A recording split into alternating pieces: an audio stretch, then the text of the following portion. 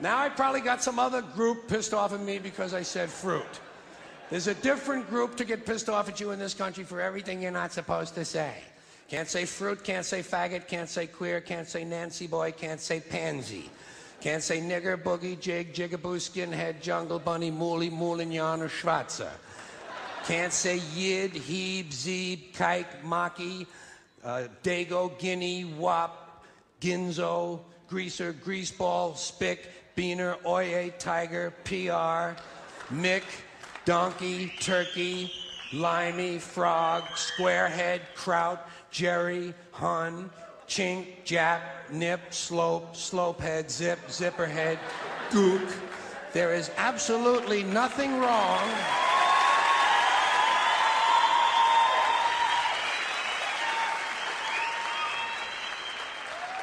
There is absolutely nothing wrong with any of those words in and of themselves. They're only words. It's the context that counts. It's the user. It's the intention behind the words that makes them good or bad. The words are completely neutral. The words are innocent. I get tired of people talking about bad words and bad language. Bullshit. It's the context that makes them good or bad. The context that makes them good or bad. For instance, you take the word nigger. There is absolutely nothing wrong with the word nigger in and of itself. It's the racist asshole who's using it that you ought to be concerned about. We don't care when Richard Pryor or Eddie Murphy say it. Why? Because we know they're not racist. They're niggers. Context. Context. We don't mind their context because we know they're black. Hey, I know I'm Whitey, the blue-eyed devil, patio fade, gray boy, honky motherfucker myself. Don't bother my ass. They're only words. You can't be afraid of words that speak the truth, even if it's an unpleasant truth, like the fact that there's a bigot and a racist in every living room on every street corner in this country. I don't like words that hide the truth. I don't like words that conceal reality. I don't like euphemisms or euphemistic language. And American English is loaded with euphemisms because Americans have a lot of trouble dealing with reality. Americans have trouble facing the truth. So they invent a kind of a soft language to protect themselves from it. And it gets worse with every generation. For some reason, it just keeps getting worse. I'll give you an example of that. There's a condition in combat. Most people know about it. It's when a fighting person's nervous system has been stressed to its absolute peak and maximum, can't take any more input. The nervous system has either snapped or is about to snap. In the First World War, that condition was called shell shock. Simple, honest, direct language. 2 syllables, shell shock. Almost sounds like the guns themselves. That was 70 years ago. Then a whole generation went by, and the Second World War came along, and the very same combat condition was called battle fatigue.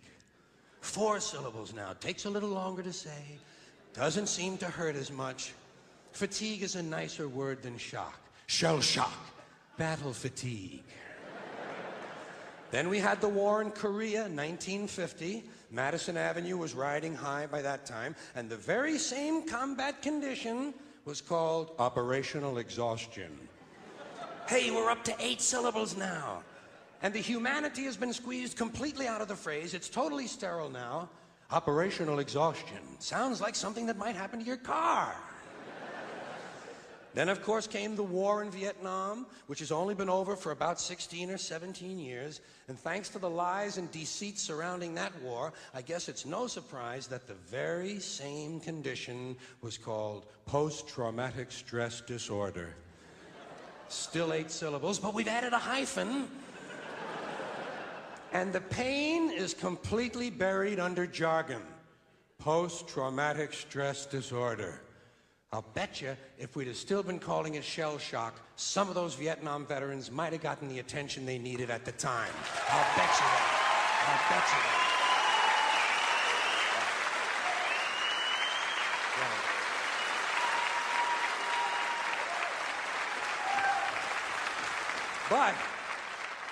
But it didn't happen. And one of the reasons is because we were using that soft language, that language that takes the life out of life. And it is a function of time. It does keep getting worse. Give you another example. Sometime during my life, toilet paper became bathroom tissue. I wasn't notified of this. No one asked me if I agreed with it. It just happened. Toilet paper became bathroom tissue. Sneakers became running shoes. False teeth became dental appliances. Medicine became medication. Information became directory assistance. The dump became the landfill. Car crashes became automobile accidents. Partly cloudy became partly sunny. Motels became motor lodges. House trailers became mobile homes. Used cars became previously owned transportation. Room service became guest room dining. And constipation became occasional irregularity. When I was a little kid, if I got sick, they wanted me to go to the hospital and see the doctor. Now they want me to go to a health maintenance organization or a wellness center to consult a healthcare delivery professional. Poor people used to live in slums. Now the economically disadvantaged occupy substandard housing in the inner cities. And they're broke. They're broke. They don't have a negative cash flow position. They're fucking broke. Because a lot of them were fired. You know, fired. Management wanted to curtail redundancies in the human resources area, so many people are no longer viable members of the workforce. Smug, greedy, well-fed white people have invented a language to conceal their sins. It's as simple as that. The CIA doesn't kill anybody anymore. They neutralize people. Or they depopulate the area. The government doesn't lie. It engages in disinformation. The Pentagon actually measures nuclear radiation in something they call sunshine units. Israeli murderers are called commandos. Arab commandos are called terrorists. Contra killers are called freedom fighters. Well, if crime fighters fight crime and firefighters fight fire, what do freedom fighters fight? They never mention that part of it to us, do they? Never mention that part of it.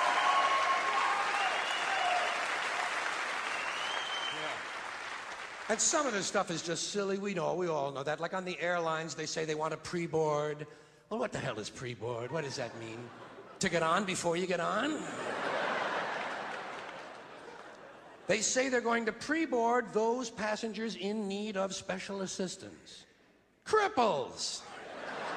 Simple, honest, direct language. There's no shame attached to the word cripple that I can find in any dictionary. No shame attached to it. In fact, it's a word used in Bible translations. Jesus healed the cripples. Doesn't take 7 words to describe that condition. But we don't have any cripples in this country anymore. We have the physically challenged. Is that a grotesque enough evasion for you? How about differently abled? I've heard them call that differently abled. You can't even call these people handicapped anymore. They'll say, we're not handicapped, we're handy-capable. These poor people have been bullshitted by the system into believing that if you change the name of the condition, somehow you'll change the condition. Doesn't happen. Doesn't happen. We have no more deaf people in this country, hearing impaired. No one's blind anymore, partially sighted or visually impaired. We have no more stupid people. Everybody has a learning disorder. Or he's minimally exceptional. How would you like to be told that about your child? He's minimally exceptional. Oh, thank God for that. Psychologists actually have started calling ugly people those with severe appearance deficits. It's getting so bad that any day now I expect to hear a rape victim referred to as an unwilling sperm recipient.